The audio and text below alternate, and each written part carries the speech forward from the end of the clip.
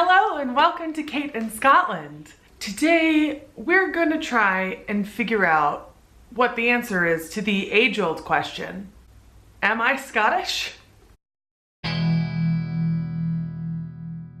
The short answer to that is no, but the long answer is yes.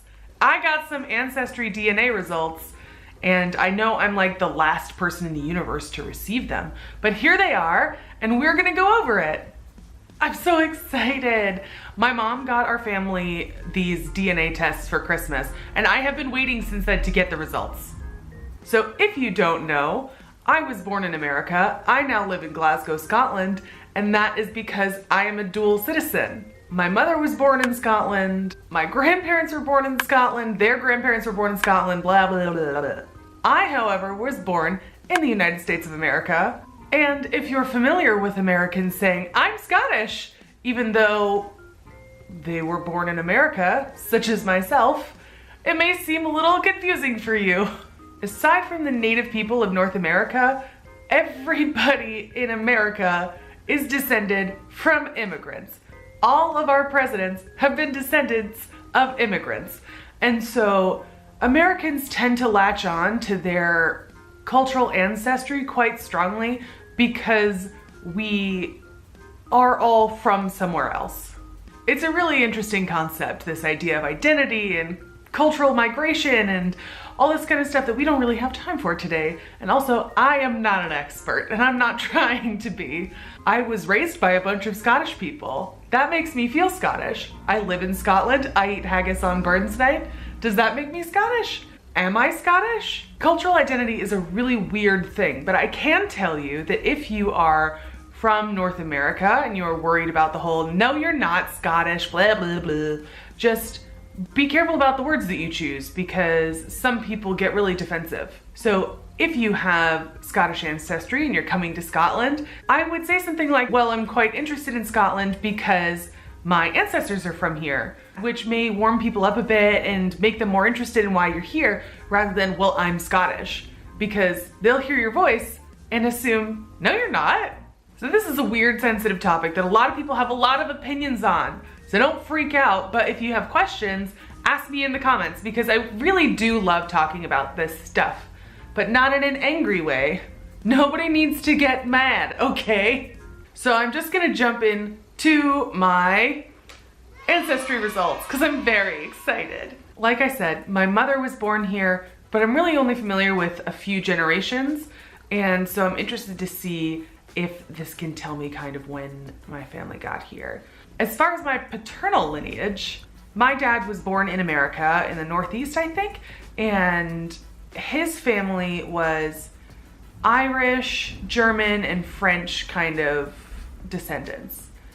I think, but again, I'm not really that sure. So my real connection is to my maternal lineage and that Scottish heritage because that's all I really know about my family. And what's important here? I am not expecting much from Ancestry DNA. I do not anticipate that it's going to change the way that I think about my own cultural identity.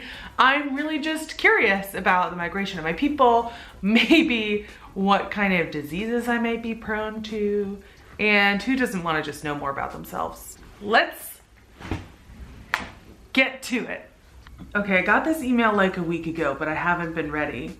So my results are here. Let's explore my DNA results. Blah. Yeah, I think I want to explore my DNA story. That's not surprising. Okay, interesting. That's a fun map. Cool. This is exactly what I expected. That's 54% Ireland, Scotland, and Wales. Unsurprisingly. 19% Great Britain, so I'm assuming that's just England and Wales. And 12% Europe West, which is France and Germany, just like I expected. And 6% Scandinavia, which I was anticipating that there was a little bit of Scandinavia in there, but I wonder how far back it is. Can this tell me that? I wonder. How do I explore this? This is confusing.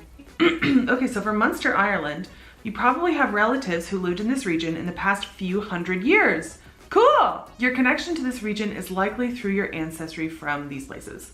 Dedoy. Oh, weird.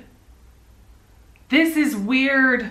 You can look at your relationships in Ancestry DNA, which I was a little bit skeptical about. And hey, they figured out that my mom is on here, so that's cool. And I know that it's her, so no surprises. That's cool. And then there are these other people who are almost certainly my second cousins. That's weird. And third cousins and fourth cousins. And then if I connect them with my mom, those are all the fourth cousins. So those second cousins are apparently related to me through my father, which is weird. I don't know about that. We'll deal with that another time. 'Cause my brain can't handle it. So, okay, let's see about these low confidence regions. I imagine that it's all gonna be like less than 1%, less than 1%. Oh, okay. Yeah, so again, not super surprising. However, Iberian Peninsula, so like Spain and Portugal, is just as high as a percentage as Scandinavia. So that's interesting. Mixed in with some of that French and German at some point, I don't know when. Europe East, okay. Finland, Northwest Russia. But then we have Africa North here and Europe South. And those are like less than 1%, which is unsurprising again. But that is probably related to, I imagine if those are low confidence regions again, that those might be related to the Iberian Peninsula as well, since Spain and Portugal were moving through North Africa a lot, especially during the 17th and 18th centuries. But I don't know when these things are happening, which is a little bit frustrating. But the rest of it, I was kind of hoping to figure out like, oh, when did these Scandinavian and Iberian bits of my ancestry come into play? That would have been nice to know. If I'm honest, I feel like Ancestry DNA is really useful for somebody that wants to do lots of ancestral research. While I'm interested, it's not the main reason why I was keen to do this. I don't know if I'll follow up. If I do, I'll let you guys know. And I'm curious to know as well, if you were gonna do something like this, why would you be doing it? Would it just be for yourself to figure out like maybe where your people came from, if you have some kind of muddy family history like I do? Because while this is telling me like, yeah, your ancestors lived in Scotland for the last few hundred years, I already knew that. Well, I could have assumed it anyway. I'm gonna call my mom and see what her results are. And I wonder if they're much more different than mine. Yeah, this was just wholly unsurprising to me. But I mean, it is really interesting, the idea of discovering your ancestry and exploring your own DNA and cultural identity. I don't feel like it's as important where you're from as how you identify and what you feel close to.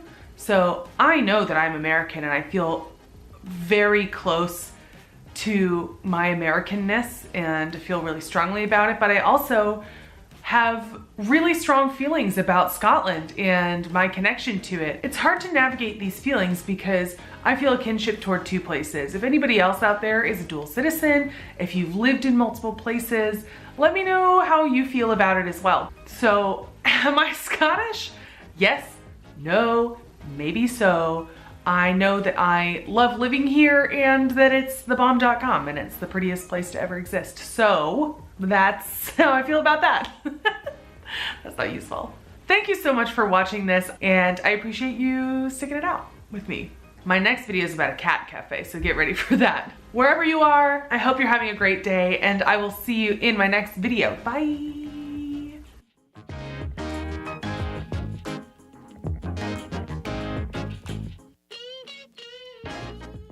Did you notice my pins?